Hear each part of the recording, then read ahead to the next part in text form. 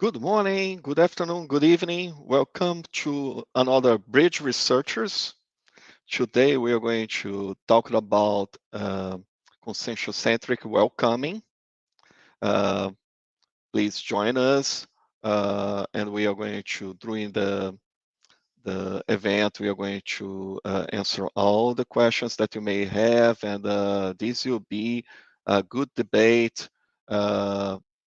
Presenting this topic that was original verbatim in the Encyclopedia of Conscientiology. Okay, and then we are going to have some good guests that are going to introduce very soon. But before we go through it, I would like to introduce here our project. Okay, well, the Bridge Researchers. Okay, the the bridge project first. Okay, this project we created to bring together conscientiology researchers from all over the world in order to facilitate knowledge exchange and sharing of interassistantial experiences. We do a free online talk. Okay, 2022 will be a little bit different, but up to now, it's every first Sunday of the month where the speaker presents a topic of self-research. And who is ISAC? Okay, let's talk a little bit about ISAC if you are a newcomer. ISAC is an interstitial service for the internationalization of conscientiology. We are a non-profit organization ran by volunteers, formerly within the ICCC, the International Cosmoethical Conscientiology Community. ISAC has the status of a pre-conscientiocentric institution, and you'll be interested about what's a conscientiocentric institution. You're going to talk during the day, and we have the motto about opening doors and building bridges. The main target that we have on ISAC is to connect people around the world, to connect and to help promote the ideas of conscientiology. And the research of today will be me. Uh, my name is Marcelo Pires. This is a topic, conscientiocentric welcoming, that I presented at the beginning of this year, and as one of the verbatim entries of the uh, Encyclopedia of Conscientiology. I am from Rio de Janeiro. I know Conscientiology since 1991. 2008, I started volunteer. Then I stopped volunteering in 2009 to go abroad. And since 2019, I start volunteering again with ISAC, with Apex. My background, I'm a metallurgical engineering, and I work with continuous improvement in corporate companies and quality systems. Okay, but I'm not going to be here today by myself only. Okay, I'm going to have uh, some guests that I'm going to start introducing, that we are going to interact, and we want to make this kind of round table. And then let's start with Liliane Alexandre. Lily, welcome. Thanks for joining us today. Hello, Marcelo. Thank you for having me, and very happy to be here with you and participate in this round table online. Yeah, and Lily, she has lots of experience with conscientiology, long time volunteering since 1996, Lily. Yes, I am a volunteer since January 1996 when I came across Conscientiology in Lisbon. I was born in Lisbon, and I studied, just briefly, I studied philosophy. I worked most of my life in international trade.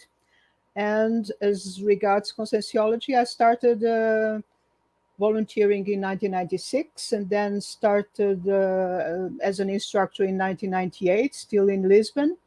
And with the change of the century and the millennium, I went to London, where I stayed for 14 years. And now in 2014, I moved to Foz do Iguaçu. So I'm here close to CEAEC, the Center for the Higher Studies of Conscientiology. Thank you, Lily, for the introduction. And I'm a member of ISIC as well, right? I volunteer with CEAEC, ISIC, and CINEL, the Council of Neologisms of Unicim. So good at to the have you moment. here, Lily. Thank you very much, Marcelo. And then continue here. I would like to introduce Lydia Decker. Hi, Lydia. Hi, Marcelo. Hi, Lily. Hi, everyone. It's a pleasure to be here. I'm very happy to have this opportunity to talk about such an important topic in our volunteering work. So thank you very much for the invitation. And well, at the moment, just a short introduction about myself. I'm a Brazilian German citizen, and I lived in different countries before I moved to Foz do Iguaçu in December last year, so 1 year ago. I lived in Scotland, Argentina, Buenos Aires, and in Germany for some years, and now I'm here, joined the people at the Cognopolis. So I'm volunteer since 2017, when I got to access Conscientiology. So I'm pretty young as far as the volunteer work is concerned, but we had a lot of fun and we produced a lot of things in those 4 years. So it's a pleasure to be here. Thank you very much. Thanks for joining, Lydia. And you know, you have also the experience to be abroad, okay, out of Brazil, and then it can give also good perspective about, okay, how can we do a better welcoming of the new people and the volunteers while we are outside Brazil. And then I would like to introduce our third guest. That's Simone Mucida. Hello, Simone.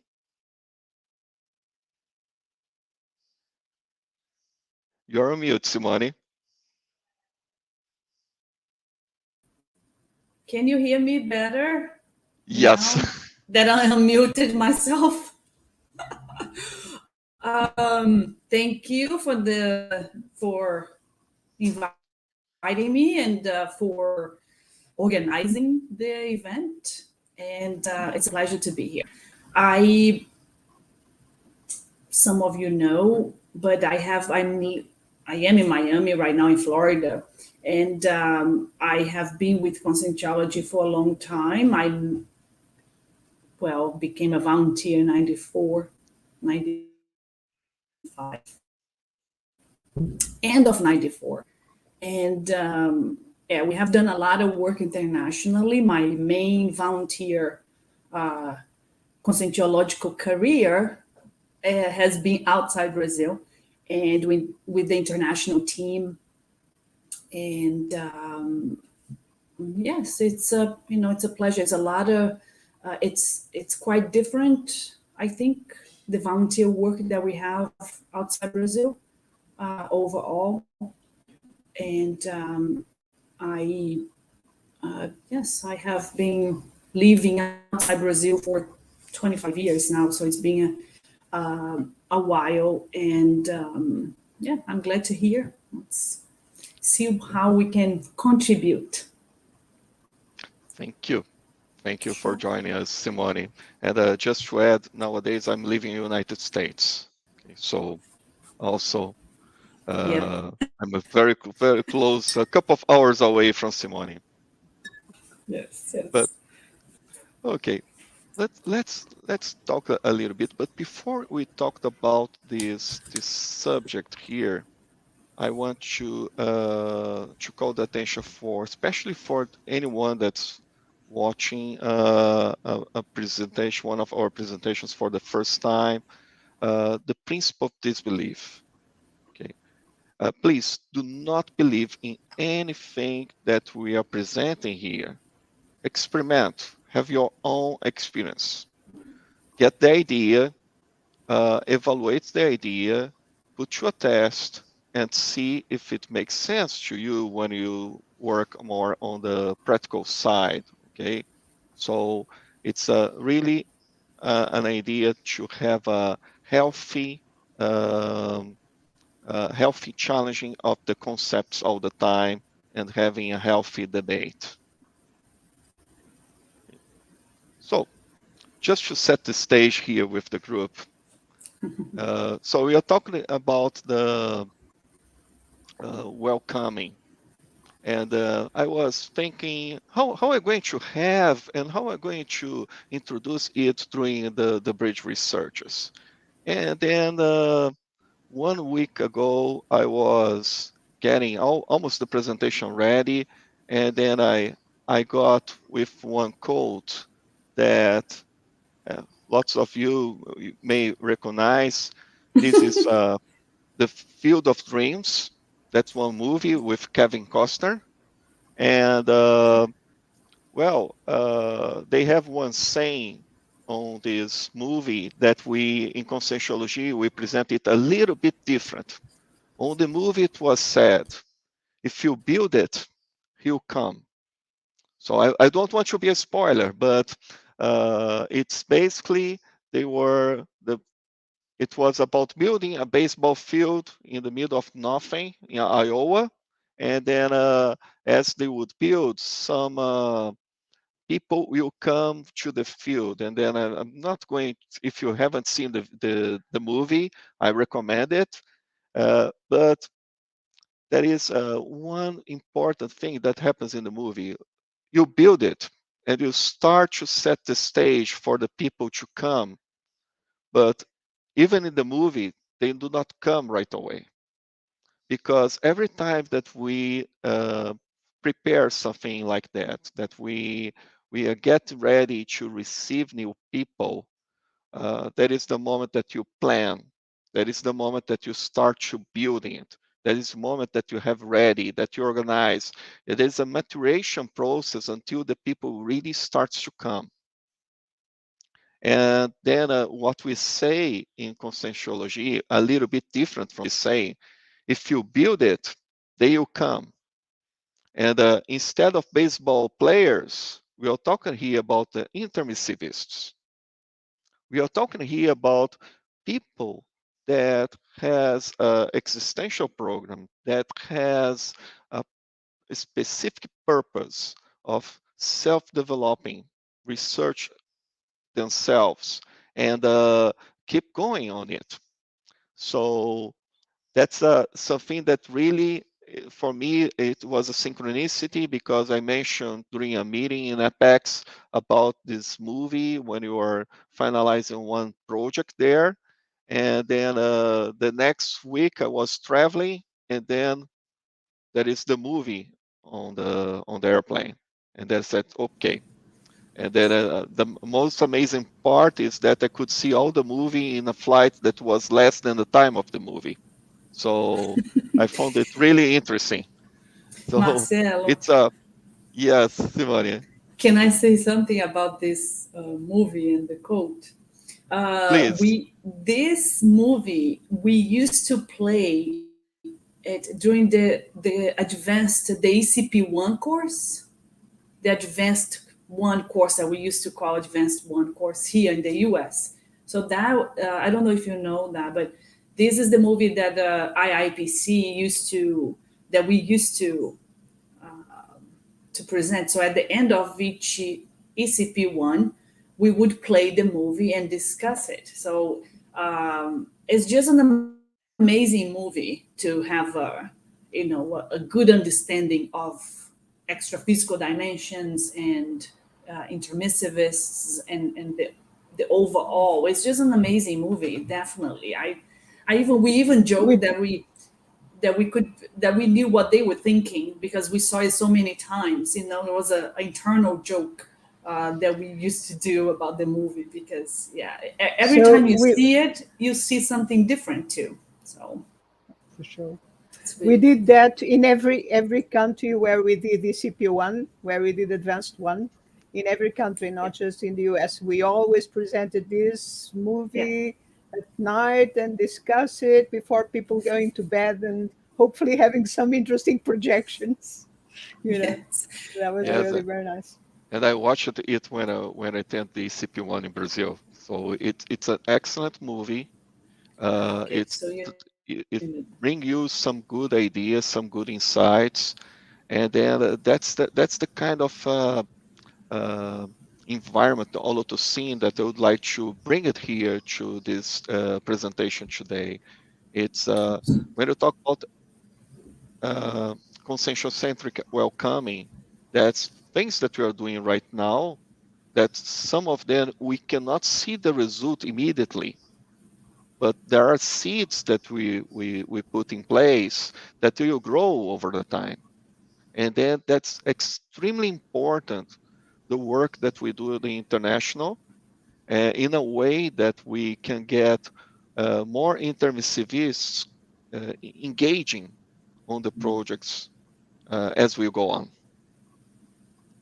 Okay. certainly.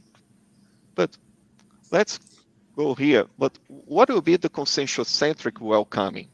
So this is a free translation that I did from the definition that I put on the encyclopedia. So conscientiocentric welcoming is the set of actions performed by Conscientiology volunteers when they fraternally receive colleagues, visitors, independent self-researchers, and researchers in general, conscientiologists or adherents of other lines of knowledge in an institutional, intraphysical, or virtual environment, with a universalist, clarification, and assistential posture.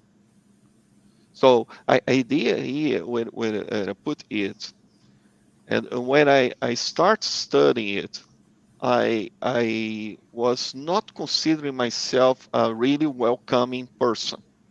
I didn't think, I think that I have some bad habits, like simple things like keep typing on the computer instead of stopping everything and paying attention what the person is telling me. And then it's when I start diving on this excellent exercise of writing a verbatim and doing in the recyclings on my behavior as I go through the research.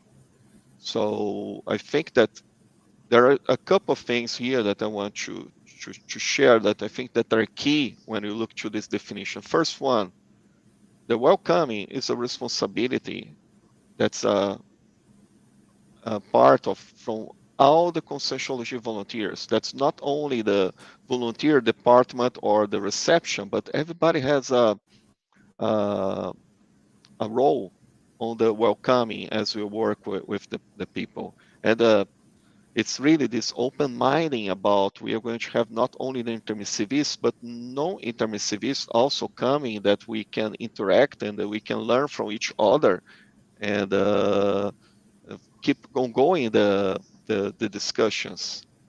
And then these three last ones here that we talk like these two dimensions that we are going to talk later. It's about the intraphysical or virtual environment. And these 3 points about universalism, clarification, and assistential posture. Okay, they are all the three are key, so we can be open. Universalist because we need to be open for everyone. Clarification because we need to present what are uh, the best knowledge that we have at that moment, a particular field, and assistential relating to what we are going to talk with the people. Can I add something there, Marcelo? Please, Lily. I was thinking when I saw this, welcoming is one of my mega strong traits. So for me, it's easy. It's not easy for everyone, but it's for me, it's natural. It's kind of so I never thought much about it. And obviously, I think it's easier when you are interacting, you know, not virtually, but directly with people. Because the interaction and the exchange, not just of information, but the exchange of energy, the exchange of is I think it's easier. But these days we have to adapt to the virtual environment. And you were mentioning, for instance, not type while you are, while people are talking to you. Yes, that's basic, right? But I think it involves many different things, and one of them is also, as you say, to be very open. And the other day, a colleague of ours was talking about this very basic thing that is very important, which is people smile. That already is inviting, and that already is welcoming. And also, it came to mind one day, a friend of ours asked, so what is there, can you give me any tips, for instance, to be a better instructor, be a better teacher? And I said, first thing came to mind, do you like people? Do you like to interact with people? Are you open to interact with people? Because these things are very, I think, very basic. And of course, we get better as we go along. But for me, each consciousness is a universe, and I'm interested, very much interested, in knowing what the person thinks, in that exchange, what the person thinks, what the person feels, what the person needs, what can I do to make them feel better, to feel welcome, and so I think it's a, it has a lot of little items that can be discussed, but it's a good thing to develop, right? Yeah, and I agree with you, Lily. A smile, that's a good start.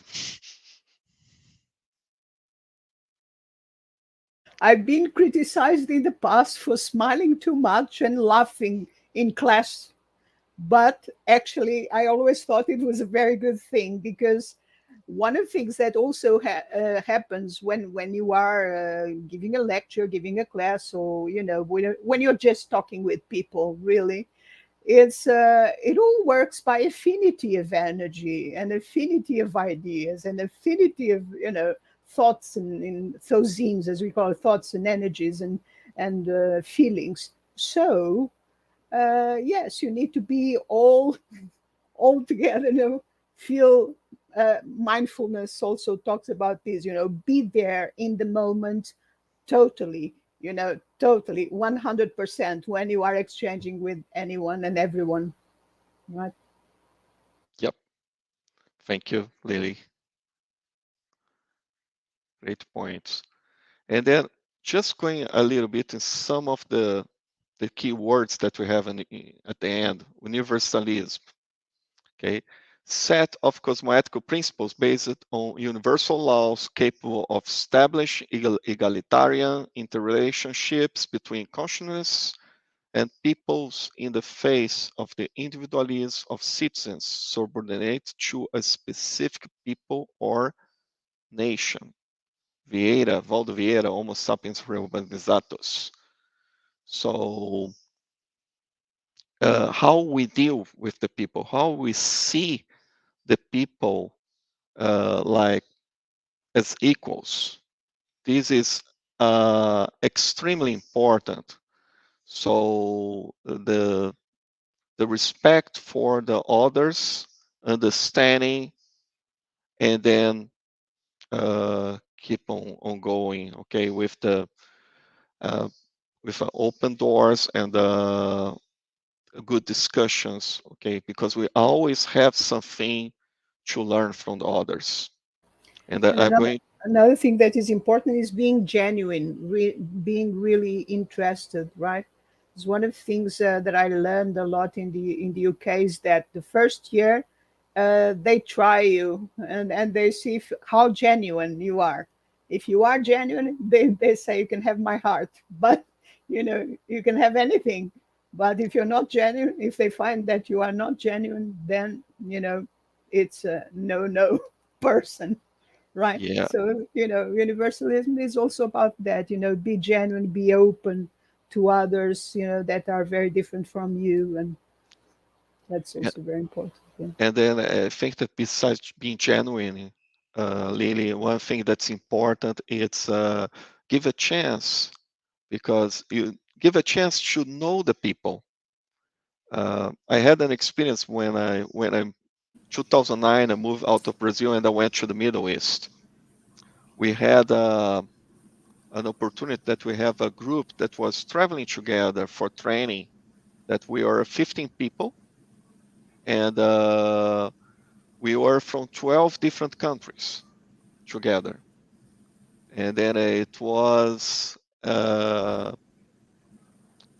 extremely rich, the information. So as you go on and start to learn from each other and see what the culture, what are the background of the people, you start to understand better the other before we do any kind of judgment. Yes. So we are not here really to judge the people. We are really here to interact. One of the reasons that we are in the intraphysical is that we will not, due to different dosenic difference, we will not be able to easily interact with the people in the extraphysical dimension. So here it's a stage that we have that we can have easier contact with the different groups. So we And need you to can be look open for for what these is groups. common, right? Look for what is common. Like it's looking also for the strong traits in people instead of the weak traits, and look for what is common instead of what is different. What is different Yeah, is but is, is interesting, but it's not what gets us together, right? What gets us together is what we have in common as well. yeah, and I think that, but I think even also we can really, it's really hard to be able to, and only maybe very few people, like really special people that can read a person so quickly. We are so complex, and our job as welcoming new people, it's really to remove all the preconception that we have about race and individuals, and put that aside and really welcome and give them a chance to be themselves, because a person will be genuine if they feel that they can. Usually people are genuine when they feel safe. Yeah, so Well, in it, it, psychology we it, study it that a gets lot. courage. So You need courage in as well. You need you need, courage, right? yeah, but To be genuine, well, if but you if you it's a feel must. safe, that's what I'm saying. If you feel safe, then you are more likely to be genuine and relax and be yourself, because you're not going to be judged. And that's the I, whole. I don't think that is a necessity, but this is my point of view only. I think that is either you are Yeah, genuine or you're not. It's not. I'm not going to play anybody's no, game. I play mine, so to speak. I yes, play but who I am. yes, but then you are talking. I mean, we're talking about now when you welcome people and to create an environment that is safe for people to be. We're not talking about, correct if I'm wrong, but the idea is that we think about them and not us as our individuality also. But if we're thinking about create an environment that is welcoming, it's our posture that has to be a safe environment, that has to be, that Oh, for comes the sure, smile, the genuine smile. for But sure. I feel like that, in general, I'm not mentioning about any specific point, but I think in general, um, and the world is becoming more diverse, that I'm noticing, if we doing virtual meetings, even more so, because we don't even know who is going to be in a meeting, in a class. So we having the ability, or at least trying and understanding more how to be welcoming, that everybody can be safe, and understanding that the different aspects of, in the quote from Val, the definition from universalism, being a little bit more understanding of the different nations and habits and so I on think and so we forth. I we think are it's very really fortunate. relevant. I think we're very fortunate, Simone and Ligia and Marcelo. All of us, we are very fortunate to have lived in different countries. This allowed us to meet many people from many different cultures and different religions and different backgrounds. And this helped us in developing our welcoming posture and our universalism and our openness. So we are very privileged. I find myself very privileged about all the opportunities that I've been given in this lifetime to reach the moment that I am now, about this. We definitely get more, we work more these abilities, right, Liliana, because we are more exposed to other cultures. And today, if I have a meeting or a group of people from a same institution, but I get a meeting in English, and you see a meeting that last week that happened to me, and then I attend a meeting in Portuguese with the same institution in Brazil, and you see the difference of the different cultures and so on, and being able to understand that and accept the differences and be okay with that, because it's not about me, it's about them. It's a working in construct, Yeah, and it's And really I interesting. think that is also past tolerance. It's got nothing to do with tolerance. Tolerance is still negative. It's beyond that. The being open, being universalistic, being It's welcoming. maturity. but- It's and maturity. then It's being more and then mature. yeah, and then on this line, one thing that's important about what Lily's mentioned about living in different countries, it's something that we need to understand, that when the person is immersed into the culture, the person does not realize some of behaviors and some of the things that happening, because what compares that I do is that culture, it's like the water for the fish in the aquarium. If he's not removed to another aquarium, he's not going to realize that he's immersed or she's immersed into the culture. And then we Not need going to to have this realize that perception. it is in an aquarium, even. Yeah, it is. And then That might be it too. Jetelina, she just mentioned, okay, I think that good smile is always the beginning, a good beginning. Okay. And it's free. So Yep. So going a little bit ahead here, what about the clarity task? Okay, the clarification that we mentioned on the welcoming definition.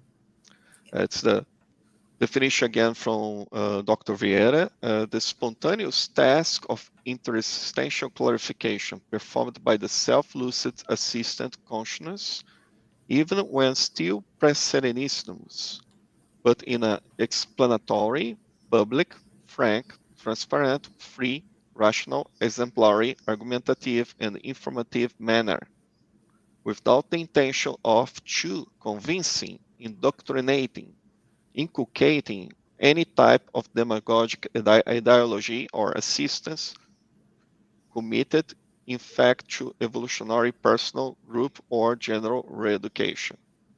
So it's really present the ideas in a free, rational way, getting the person with the possibility of using the principle of disbelief.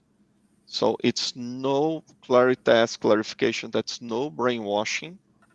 So it's not impositive. Somebody may come to the institution and with a different view, and then it's important to present a different perspective. But we are, like, for example, I'm not have any intention of convince the person of having a different view. The person is to, if thinks that it's more advanced and going through the recycling, work on that by themselves. Marcelo, can I make a point here? Yes, please. because I think what you are talking about is welcoming is the first step of the Claritask, of any assistance. And I was thinking before we started, this good synchronicity we have today, the International Day for Volunteer Work. And I think this is very good to talk about welcoming on this day. And I was also thinking about all we do is based on volunteering work. And I would like to ask you, for someone who is not here together with us in the Cognopolis, in Foz, or in another place where we have a conscientiocentric institution, how can this person, if she or he is interested to help in this Claritask process, how can he or she become involved in this voluntary work? Can you tell about the possibilities, especially now with these online events and all these online activities we have? I think it's important to talk about this now. Indeed, Lydia.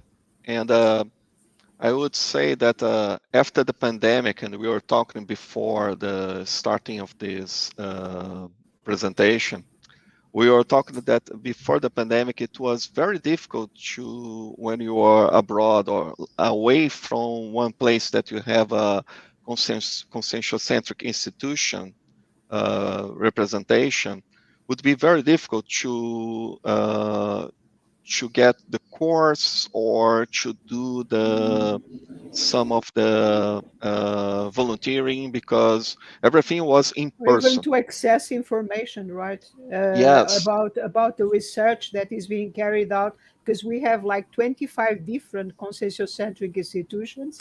Everyone is doing research at a very deep level, and they are doing lots of different practices. And when you were out there, as I was for 20 years, and many of you for sure, you don't know that those things are going on, that those things exist. Today, Especially if fortunately, you we don't are in a speak. different moment. Yeah, and Lily, especially if we didn't If you don't speak speak Portuguese. as well, if you only Yeah. speak So Portuguese, we are, we are in a And better then like place now. Marcelo. and then Marcelo. one of the first one of the first topics that I would say the steps would be, if you're not yet familiar or fully familiar, it's important to continue with the research, attending courses, lectures, and so on. And the good thing that we, from these 25 conscientiocentric institutions, we have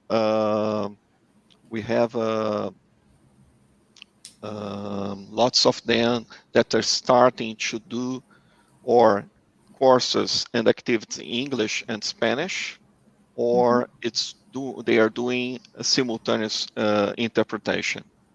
We have both styles happening. Or we So are doing simultaneous interpretations for them, because yeah, ISIC is all about that, helping all the conscientiocentric institutions to internationalize and provide them the services, the help, the assistance that they need to exactly doing more and more. And this is now happening gradually, more activities in other languages, right? yeah. And then one good reference here, I put on the screen the website for ISAC, www.isaccons.org. On this website, we have the list of and links to the different CIs that we have. Some of them, they have like activities already in international groups. Some of them not yet, but that's something that is growing and developing. And then And we also have activities in English. We ISIC, we have the Bridge project that that is an umbrella now for already 6 different projects under the Bridge umbrella.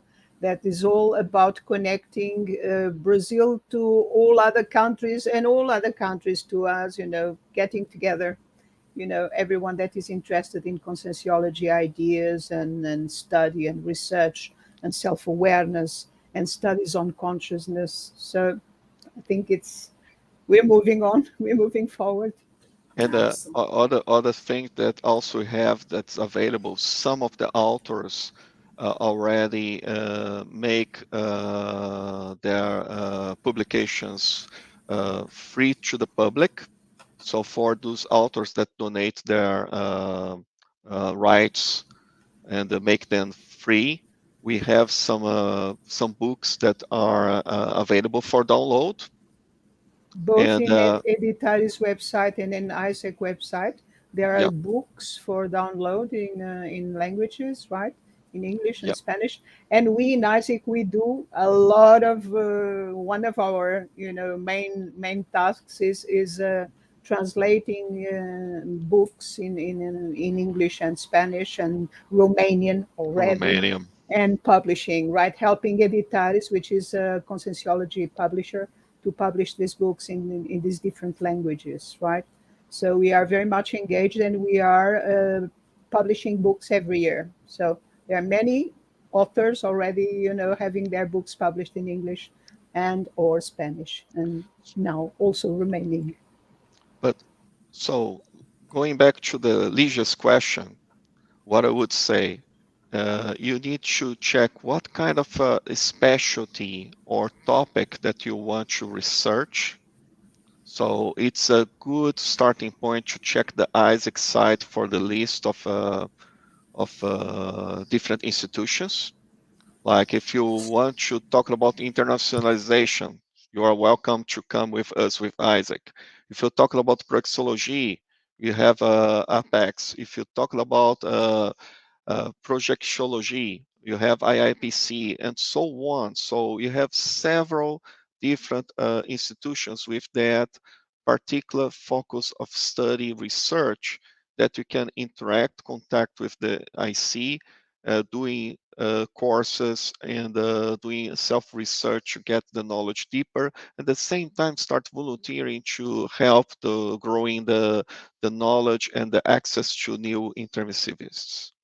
Yeah, that to make that connection, right? The volunteer work is always an important bit. And also there's the channels in YouTube where you can access lots of information as well from the different CIs and from Tertullianum, from ISIC. There's a lot already happening, right? Right. Yep. And there is one question here from Melanie that about what's the meaning of spontaneous in the definition. Let me just go back one slide here. I'm just, I think that's the first one.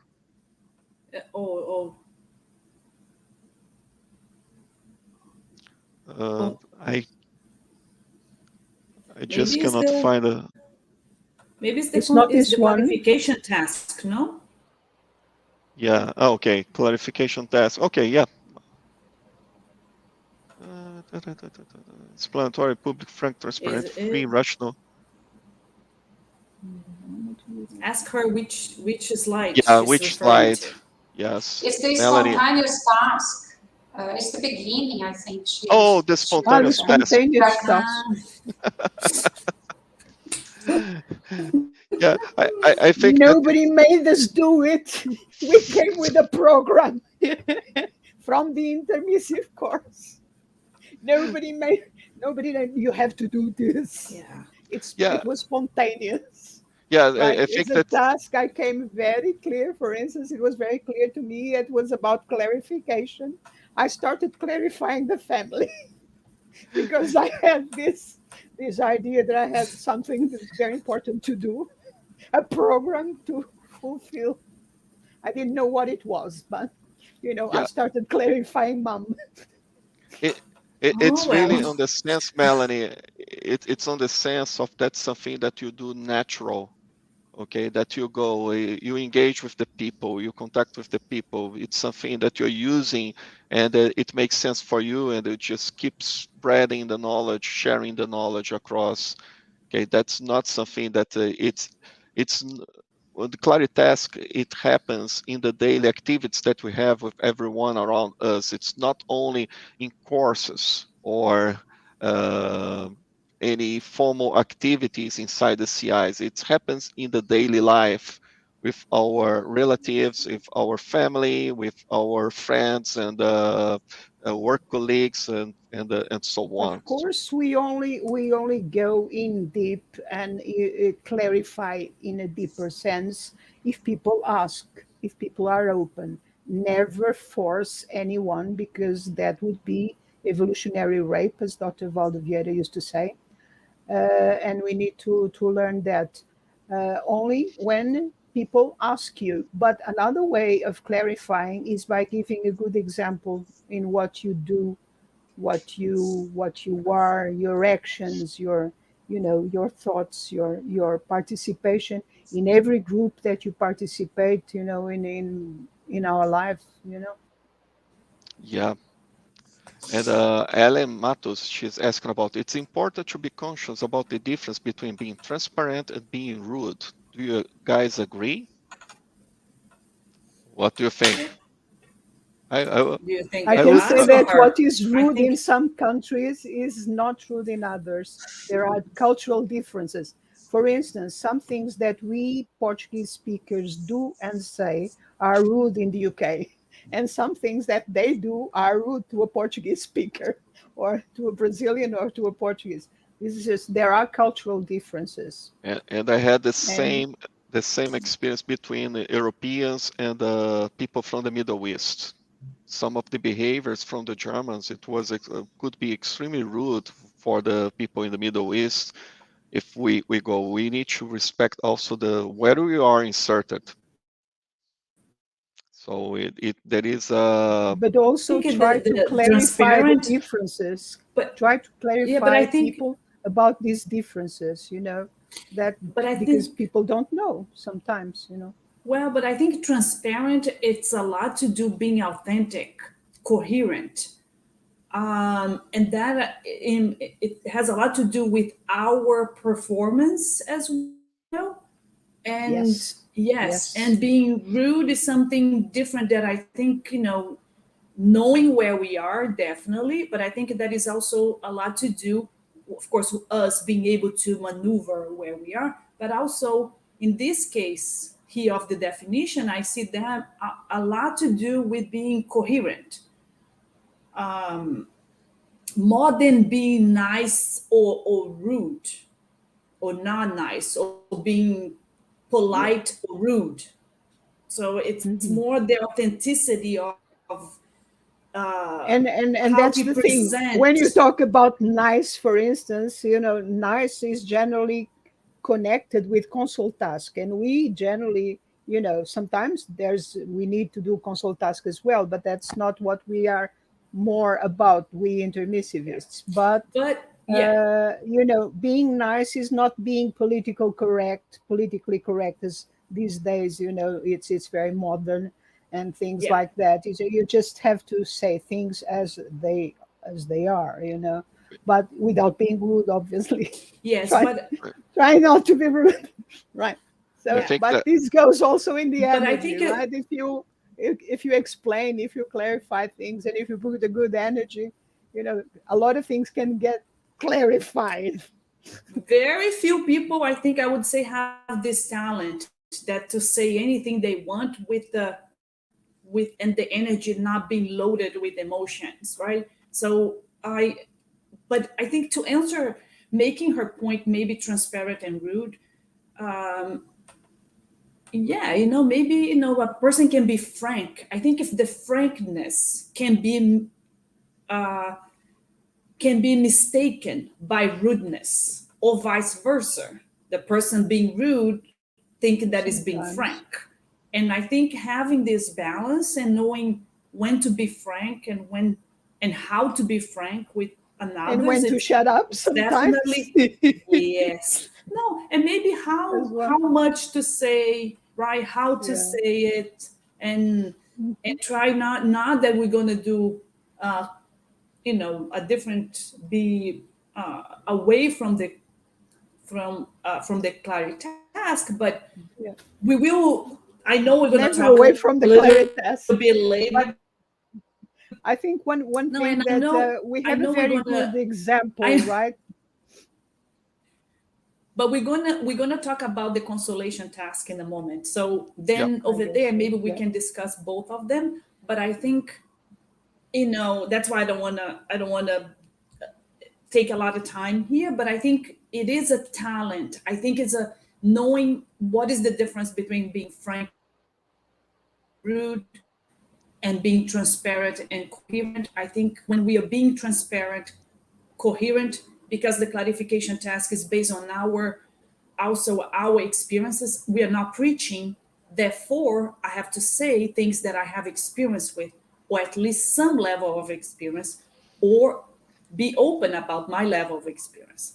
And the frankness, if it's done with the right energy, without judging the other person, can be frank, honest, without being rude, right? But it's almost being able, us, when we are in a position of welcoming others, to be um, polished enough to be able to do in a way that is frank but not rude.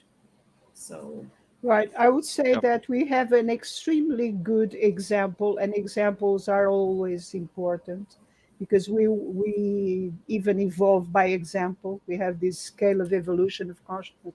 We have a very good close example, which was Dr. Vieira, who would say everything that needed to be said and clarified everything and everyone that needed to be clarified with good humor, a smile on his face, but he said, and nobody considered him rude. So I like to take him as an well, some example. people I like did. to take him as an example. Yeah. I think that Some people. yeah, I think that I'm going to get one comment from Melanie here is cosmoethics and universalism are the key to be a paradiplomatic when doing the clarity tasks. I think that there is the sense of a good sense of humor, the good energy, the cosmoetic intention, the universalism to understand the level that that person it is. All of this starts to kind of connect together. Lydia? I just want to go back to the spontaneous, because I think from the comment Melanie made, it's important to share here what I understand from this definition. This spontaneous task of interassistantial clarification reminds me about one aspect of the test of the internisicist, which is the innate ideas. So it's something you have spontaneous inside yourself. You are open to assist and to be assisted. It's not to understand that suddenly something spontaneously opens your mind and you understand something which was complex before. Yeah. You know what I mean? It's this innate Very well put. sense. Very well put. Yeah, this Perfect. innate sense to be open for interassistance, for this exchange of experiences between. And some things they are a process, right, Ligia? Some things they Yes. are a process. Some things take longer than others, obviously, Exactly. to sync. Depends Yes. also on Melanie, us, on our level of openness, on our level of recycling, on Exactly. on many different things. Yeah.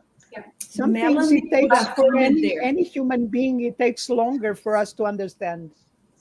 Marcelo has a big challenge now because we have 3 women. Jesus, We talk a lot, so please, Hey, Marcelo, go hey, on. I love the company and I choose this group here. They send the invitations. I'm fully responsible, okay? yes, you are. But Melanie wrote a comment there that I think it's important for us to understand what she's getting to. Yeah, this. But does it mean that is a spontaneous event? Because in my experience, one clarity task lasted for 5 years until it finally clarified. This And was then, why I made this point for this yeah, comment. yeah. And I think that the Exactly. comparison with the My innate last ideas comment is was perfect. also about that. Yeah. Good. It takes time sometimes. It's like Yeah. imagine that you have a weak trait that you don't see. Everybody sees it and you don't, because it's under your nose. Or a strong trait, same thing. Under your nose, you don't see it. Everyone is looking at you and seeing, and can they tell you about it? No, not really, not like that. Maybe that's not the clarity task at the moment. And so until you see it, it takes a long time sometimes. And then you start changing, and then the thing sinks in you. Wow, okay, yes, now I Yes, understand. absolutely. Let's work on that. In some cases, I think we could say it. It depends. Depends. Right? It depends. Each situation is a situation, is a different situation. Very Each complex person is a different subject. person. It's a moment. There are lots of Yes. things. A lot But of things to sometimes until consider we here. find and understand something really deeply, sometimes it takes time. Well, some of the things we have been recycling for lifetimes, right? Because we are slow learners. Human Yeah. beings are slow learners, unfortunately. Most of Yeah. us, we have been Sometimes we recycling are stuff fast for many learners. Yeah. lifetimes. Yeah, but Not that's an always. important point. Like we have some traits that we have been working with that traits for several lives. So to make a particular understanding, recycling sometimes could take like 5 years, 10 years, 20 years. I have one recycling that I did that took for me 20 years to move to a different pattern. Okay, so some of them are more difficult, depends on how deep are the roots that you have on from previous retro lives. Absolutely. It's what we call in English, we say a lot, we use the layers of the onions, right? We have many layers Yes. and we start removing them little by little at our pace and our own tolerance. And it's all good. Yep. So let's move here to the third topic here, the third keyword here, assistential. Definition, quality, condition, or characteristic of a consciousness, group or of consciousness of an intervention method, holocene, place, or institution that helps or assists other consciousness promote intra and extra-physical assistance. This one I took from the English-Portuguese glossary of essential conscientiology terms. Okay, so Yep. any insights on that one? Quality. The first word, right, is the quality. This is so Yeah, relevant, I think. It's so important to understand that. And there's so many layers also under assistential that we have to be. And that for me ties with coherence, the level of assistance that we give to ourselves, that we give to others, so we don't mask anything in our own existence with assisting others. This is even at the personal level, I'm speaking now. So I think this is very, very, very, very important, understanding the bigger picture, how important it is for our evolution, at the same time that we do our homework. And this is actually what Conscientiology is about. It's about doing your homework first in a good level for you to be able to do a more coherent, a more spontaneous, a more clarifying assistance to others. And if we reverse that and we forget about doing our homework and we try to help too much, it can be for many other reasons and many other, even psychological reasons that we use, mechanisms of defense and etc., that we know that here, but that can be applied. But I think I'm talking at a personal level, but when we remove that aside, I think the quality, and that comes the difference between clarification and consolation task that we're going to discuss later. But I think the quality is a very important thing. And it's a very profound, something that we would define, right? I cannot judge anybody for their level of assistential task, but I can do that for sure. I can analyze my level, and it's more coherent when I do to myself instead of doing to others. I feel that's what we propose at Conscientiologists. So when we try to tie in what with Simone is saying, quality is also about qualifying yourself to do assistance, in qualifying your assistential level. And that gets done by doing your homework of self-awareness. You need to know yourself. You need to know what are your strong traits, what are your weak traits, what are your absent traits, what is your temperament, what is your holothosine, what is your megathosine. There's a lot that you need to do in terms of self-research that takes you to a different level, and that can help you qualify the assistance you then also give to yourself and give to others simultaneously, right? That can qualify that. So that's that, and the recycling that you need to do. It's all about recycling. If we don't recycle, we cannot move forward, really. And we cannot be a very good assistance to others, really. If we don't do it to ourselves, what needs to be done? If we don't get better at who we are, how can we even be an example or help others? It's so if you want to qualify the assistance, you have to do all this work with yourself, so that you gain more self-awareness. And you have many tools, many instruments, many courses, many things that can help you do this, identify all this, and then work on yourself and recycle what you think needs to be recycled, get more mature, and get at the better levels of assistance to yourself and to others, right? Yeah. And you mentioned one word that's very important, I think, Lily. That's exemplarism. You need to start with yourself, because you need to set the example. Okay, you need to try, you need to recycle, evolve, in order really to be able to help others. Help yourself first to be able to help others. And it's not even the help yourself first to help others, it's simultaneous. This needs to be done simultaneously, because many people are still at a very egocentric level that they think, okay, I'm going to get better first and then I can assist others. And it doesn't work like No, that. It's yeah, everything simultaneous, right? And the more you assist others, the more you get assisted by the equipexes, the extra-physical teams of helpers, right?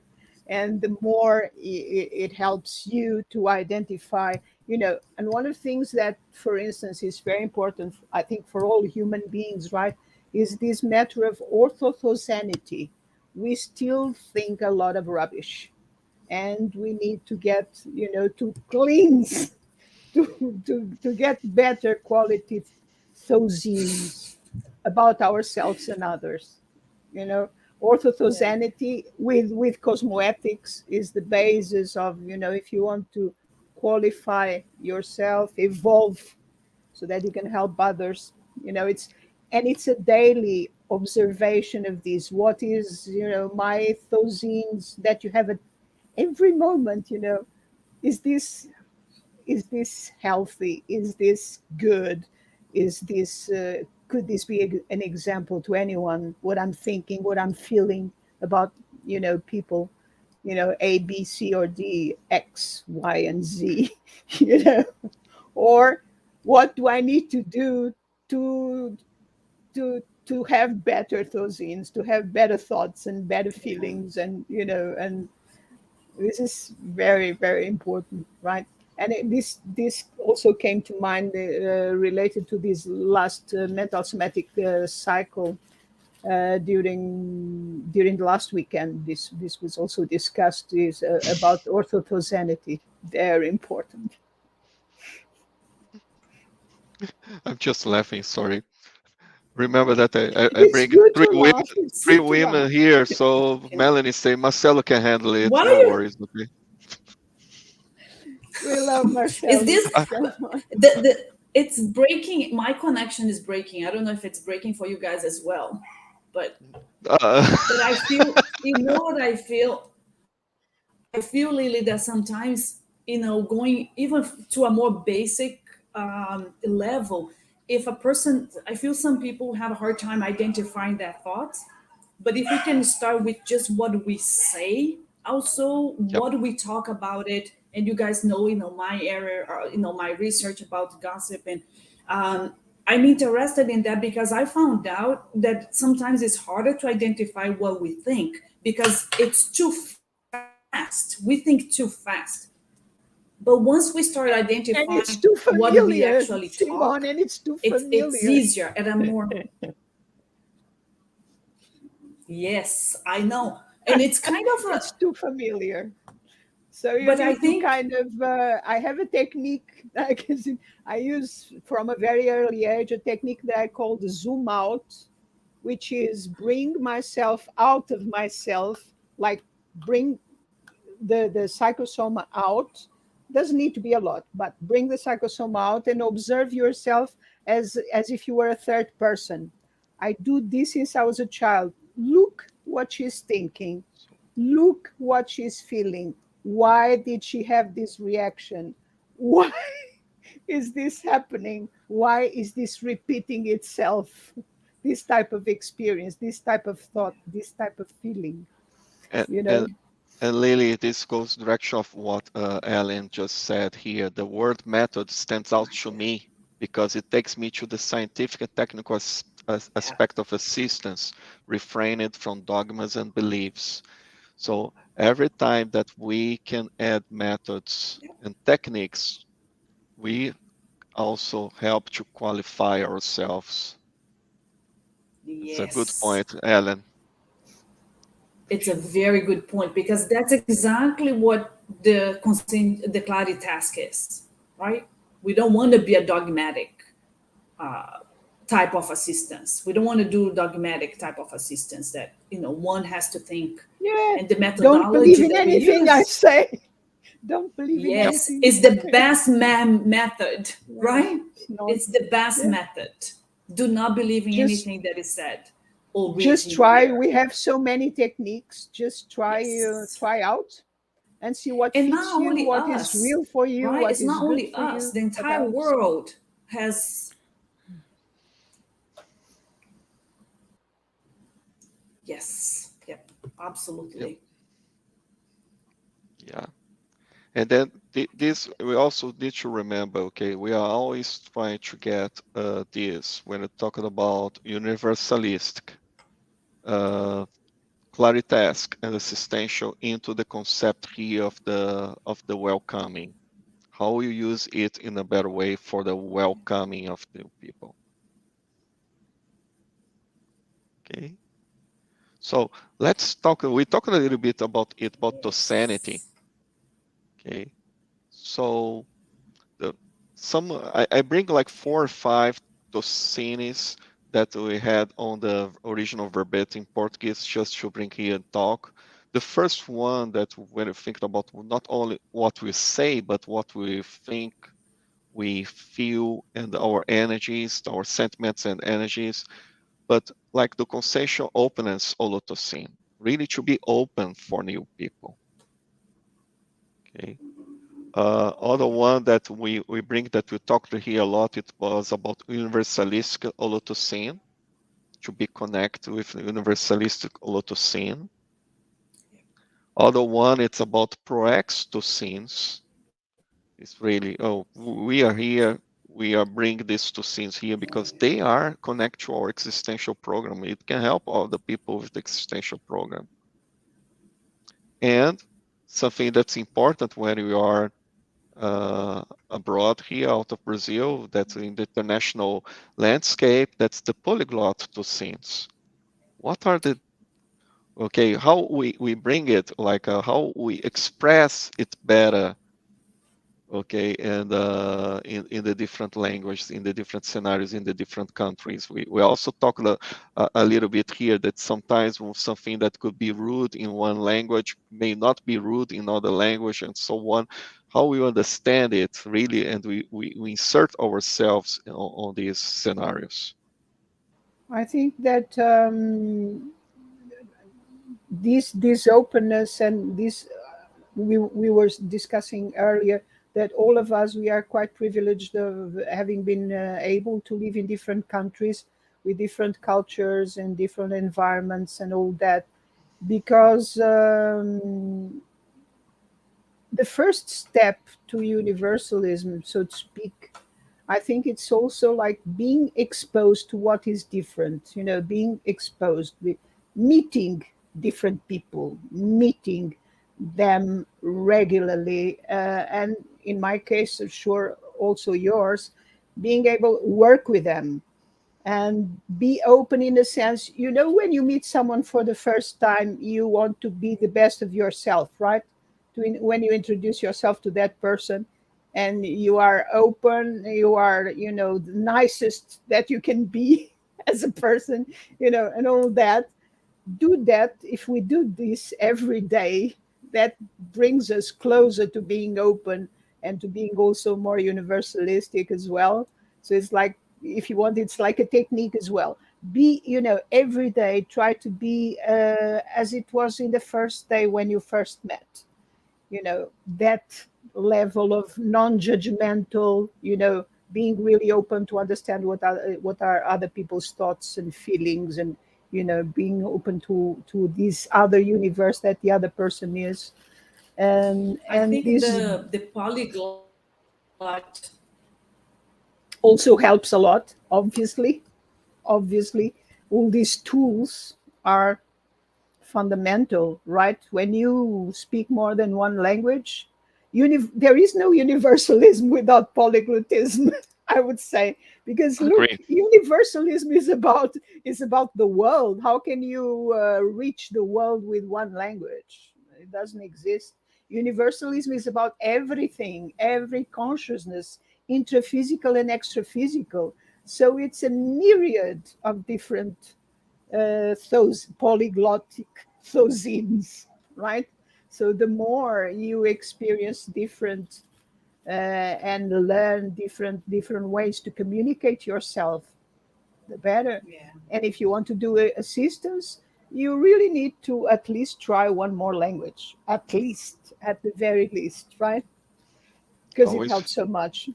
And English is like the lingua franca, right?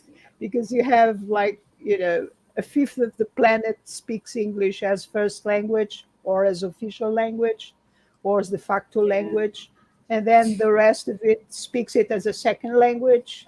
So But it's kind of Spanish now, easy. I Yeah, think, Spanish is Lily, I think also Spanish is getting really up there. And for some of us, Spanish yeah, is for some of you, right, like you in it's very Miami, it's common. very And important for one sure. example that I have for, here in Miami, Yeah, of course. But yes, and when Yep. we, if you go for figures, it's still the English is the more universalistic form of communication But so no, far. here it's in really, Miami, I think that's really the point, is that sometimes we are not going to be reach everyone with only one language. For sure. Some people you'll not get the Definitely not. message if you don't cross the bridge and we start talking on their language. So it's important. English, it's a exactly. universal language, but Yeah. also it's important that as we move and we go to different countries, that we can at least have people that may or can provide the okay, the presentations, everything in the local language. It creates another level of connection. Exactly. And again, the work that we are trying to do with translating all materials that we can, books and all, into English and Spanish, and the simultaneous translation many of us are involved with, Yeah. like Leisure But it's here. and stuff like that. And also the next step, which is writing conscientiology already in other languages. We are also doing the effort. I'm writing my book in English. Ligia is writing her book in English. Jacqueline obviously is writing her book in English, Jacqueline Cowan.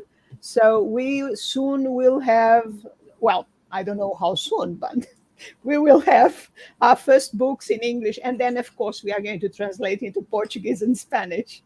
But, doing that movement. I feel like that here in Miami, it's yeah. Can you hear me? Can you guys hear me? From time to I time, feel like that is a little bit, interesting but yes. here because we have a lot of people. Okay. When we had the offices here, we had the offices and all the classes were given in Spanish and in English. And in Los Angeles as well. In New York, when I was in New York, we the Spanish group as well. So we would teach in English, most of the classes in English, and then we do in Spanish as well. I feel like that it is an interesting way to welcome people who don't feel comfortable with the one language or another, and they can choose, right, their own language. And so we started doing this that. like in the We're doing that international we are doing that movement. We started was, when we started in New York was always in English. And yeah, that's good. And so, and then in New York was always in English, and then in Miami always in Spanish back in the days. And then we started doing both languages because we had more instructors who could teach in both languages, English and Spanish. But the interesting thing that now in Portuguese, right, we didn't have, because the majority of people would either speak English or Spanish. And then Los Angeles, when Luis,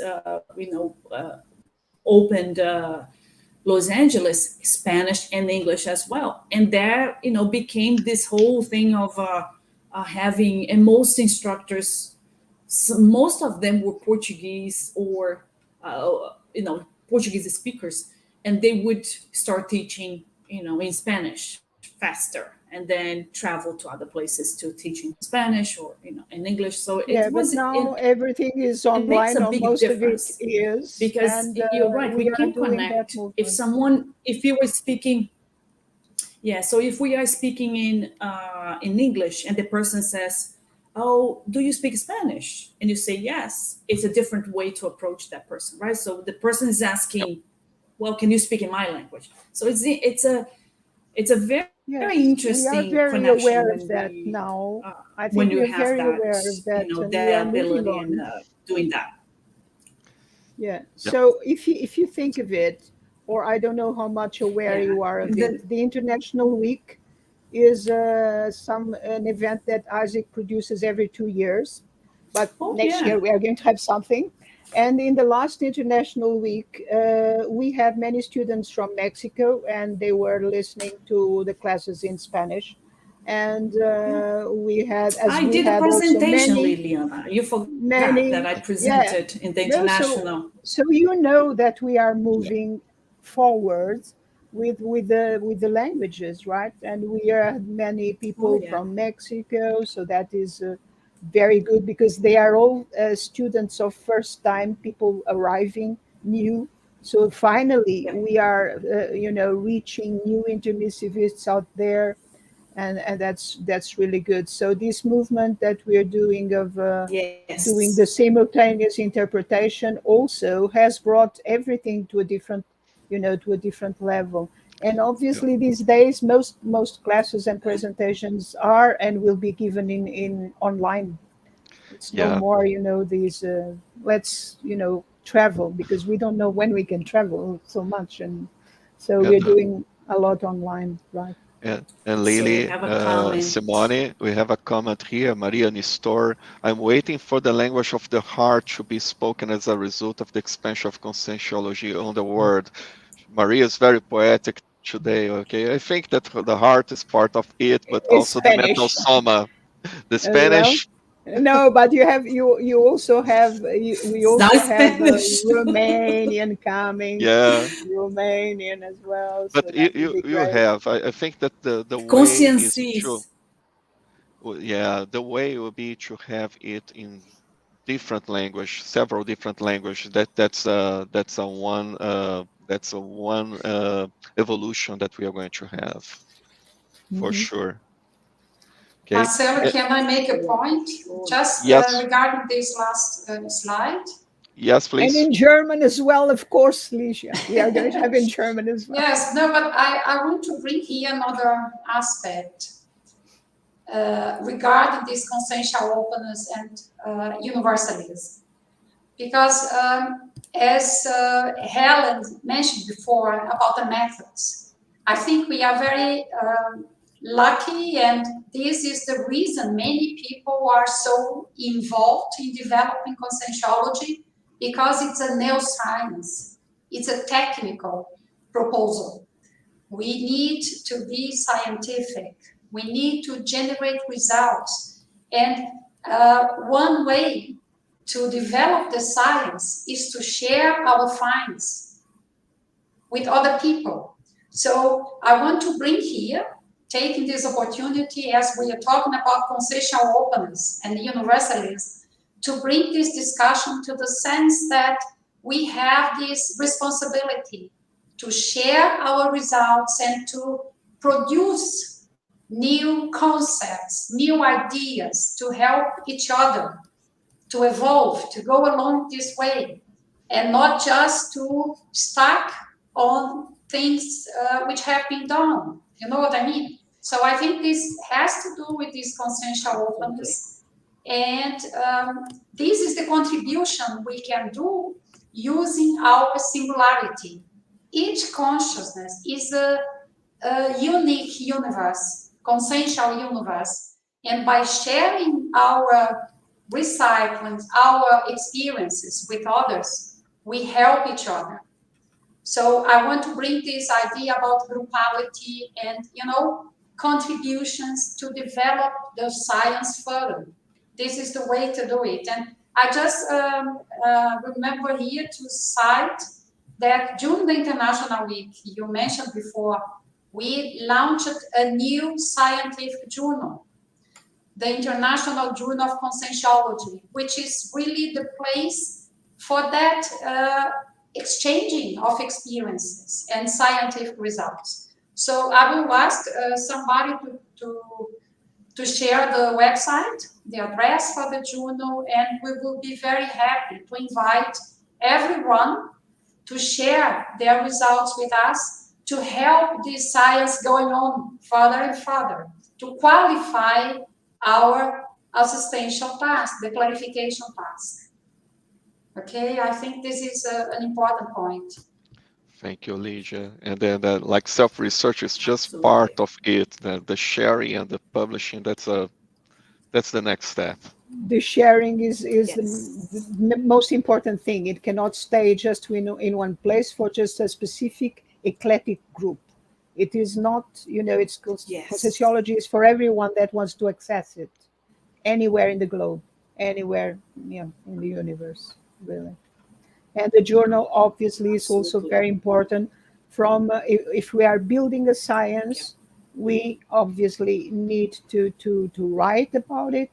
We'll write about our research, about our experiences, exchange, publish, and that's the thing, slowly but surely, in my case, slowly but surely, I am now convinced that yes, well, probably most of us intermissivists, it's part of our proaxis to write. So And let's do it. let's do it. And then just something that we mentioned a little bit, we have two different dimensions here when we're talking about the welcoming. First one, the traditional one. Okay, intraphysical environment. Okay, in person, face to face, chakra to chakra. That it's Classroom. one classroom. Okay, With a good hug, Brazilian hug, yeah, and the coffee break and heart to so on heart, together. coffee break. And the other one that requires a lot of method, a lot of technique that to be able to do it properly, that's the online. So we have opportunity to be really welcoming, open arms, but it's a different team, that's a different technology, that are techniques that you need to use, roles that you need to define to be able to do it in a proper way. Definitely. It's we have been doing it like we mentioned last year, several courses online, uh, and then we are keep on going, okay, and then it's just that we need to have the proper connection, follow up with the students, okay, being because we are not face to face, so it's really in a different way, okay, and then we have some things here that I think that's important when we talk about visitors welcoming. Okay, so first thing, attention. Okay, like paying full attention for the person that's arriving. Okay, giving the proper uh, uh, welcoming, the proper discussion, make ourselves available, make ourselves availability. I had once I went once to one place and then the person it was not available. Okay, so if I was like a first comer, I would leave and not never coming back again, but it was not the case. So availability, that's extremely important for us when we're receiving new people. Respect, we're talking here about respect, okay, deal with the others with respect and so on. And Yeah, very acceptance, important. accept the people. We are going to have people that have different opinions. So let's disagree with the ideas, but let's not get in conflict between the persons. Okay. And openness, always open to listen to new ideas, to new perspectives, and so on. Listening, it's important also, and understanding. Understand the situation, understand the background of the person, understand what we can have, and on understanding we can also have the reading if it's a matter to provide a console task, a consolation task, or a clarification task also in that moment. Some moments it's the person is ready only for a consolation task. Other moments the person may be ready for a clarification task. That's always what we look for. Okay, but that's really the idea. Okay, one thing that I'm going to move here. I'm going to move a little bit ahead here. I think that we had really some rich discussions. So I want to jump to this slide here. Okay, that's what the crescendos that we want to have. Okay, we keep growing, like from a situation that we ignore the person to receive the person, to welcome the person. As Simone said before, from the console task, from the consolation task to the clarification task, from receiving to contributing. Every time we from time to time, like several times, I had a lot of inputs, contributions that I received. Okay, so for me, it's the moment to contribute to other people. Okay, to help with them the same way that people gave me information and new ideas, clarification, so on. And And then, that's one thing, if I may add, that yes, is please. very important. When we stop to think, at least that was the movement that I've done many years ago. When we stop to think how much we have already received in our current lifetime, then it becomes obviously, becomes very obvious to us if we are contributing, if we are paying back on, if we are paying to society, to to our evolutionary group, if we are paying or not, or how much behind you are, or how much you have to give and you're not giving, or so that's it was a very cathartic moment when you realize what you've received and what you are giving. Yes, perfect comment. And then I've been receiving, I think I'm receiving much more than I'm giving. I need to give more and more and more. And the last one that I have here is the visitor person, the visitor that can become a student, that can become a volunteer, that can become a teacher. Okay, so that's another one that's really important. And Or an then, instructor, not so much a teacher, because we are not teaching really. yeah, We well, are, I think we are so agents. We are cathartic agents, really. An agent of a job well done in a cleritascal sense, with the intrusion, with what needs to be done in classroom, and sometimes it's becoming that mini piece of the interassistantial maxi mechanism, right? Which is multidimensional, and it's being that cathartic, agent, that person that is helping the student to really go inside himself or herself, and start this process, or deepen the process of self-awareness. And you are also a retrocognitive agent. The instructor is also a retrocognitive agent, and the instructor is just there to trigger the momentum, and not exactly to teach anything, because what we need to learn, we already learned in this course.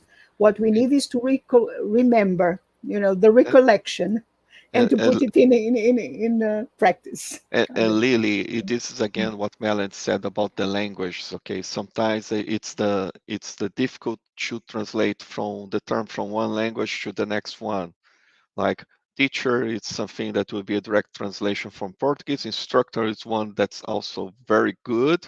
And then we have a colleague, Luciano Mello, that he used the term facilitator. It's not even, he We are doesn't consider, facilitators we are as well. facilitators as well, We are facilitators. facilitating the Definitely process. not teachers. So in English language, at least, in my experience of 25 years of international, we have come to this discussion earlier on, and we realize that we are not teachers. We are not teaching. We are instructing. We are giving instructions, talking, passing on the information, techniques, da da da, to make that, to trigger that cathartic moment in the student. That's the job, you That's a know, good one. I'm going to in take from me. class.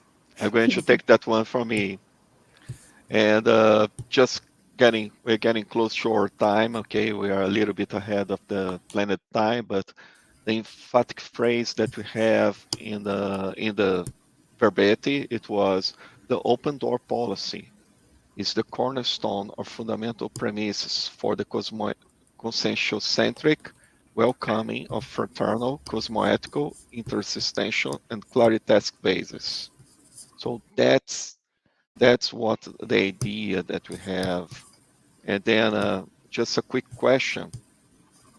What level are you on a self-evaluation using a simple scale from 1 to 5 regarding the outcome of people in the CI where you volunteer? Have you already researched which personal traits require recycling? Like I have an idea about which ones I need.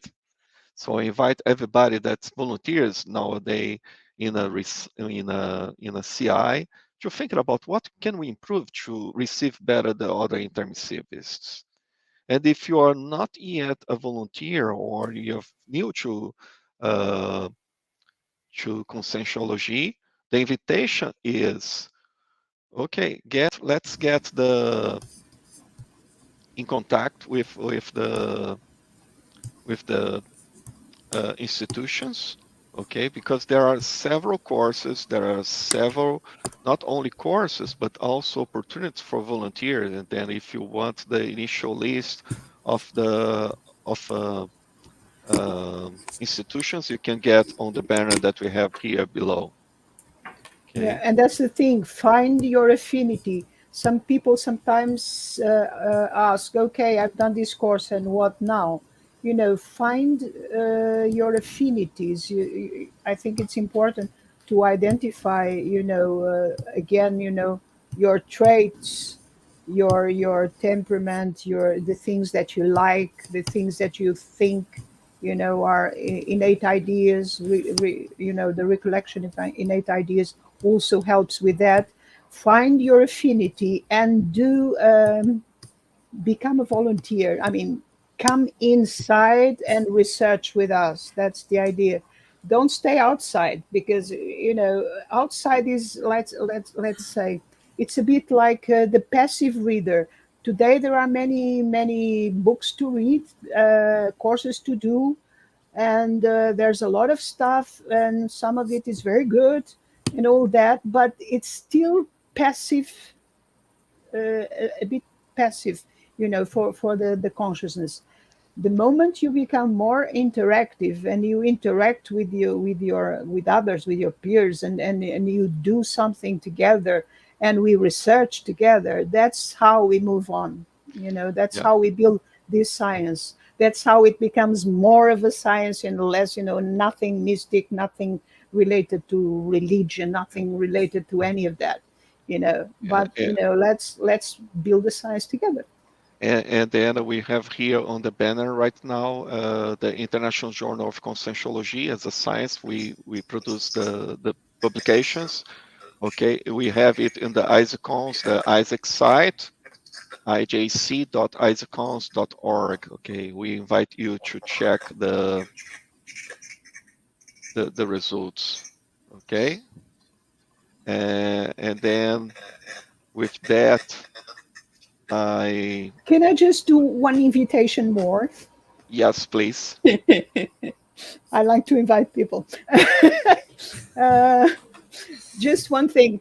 The bridge we are doing here, one of the last of the year, right?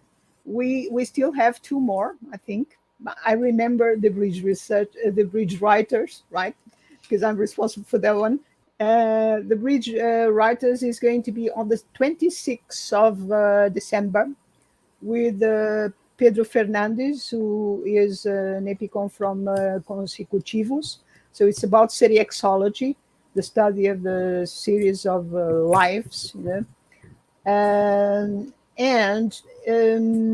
is going to discuss something very interesting and very provocative. So this presentation is called Self-Relay. What are you doing about it? Right? Excellent. So here's an invitation. Self-relay is about, when you start studying about who you were in past lives, or hypothesis, obviously, who you might have been in a past life, and you find out that there is a sequence, and that now in this lifetime actually yes, it makes sense that you were like there and now you're here, and what are you doing with that? When you get into this, possibility of self-relay, something that you prepare, something that you are developing, then you have your intermissive course, then you develop further characteristics in the intermissive course, you start recycling, and you get reborn, and you can move on with what you came here to do. So that's self-relay. And what are we doing about it? Perfect. Thanks. I will be there. Good. So, well, I would like to thank you all. Thanks for everybody that's watching and that's our presentation today. I would like to thank you, Lily, Simone, and Lydia for the participation and all the active discussion. It was wonderful. And then we don't miss the last presentations that we're going to have the bridges this year. The next 2022, you'll continue with that. Thank you all. Yes, of course. And thank you for having us. It was really nice, nice idea that you had, and it was a pleasure to be here with you. Congratulations, Marcelo. You managed it. Bye-bye. See you Bye. next time. Thank you. Thank you. Okay. Bye bye, everyone.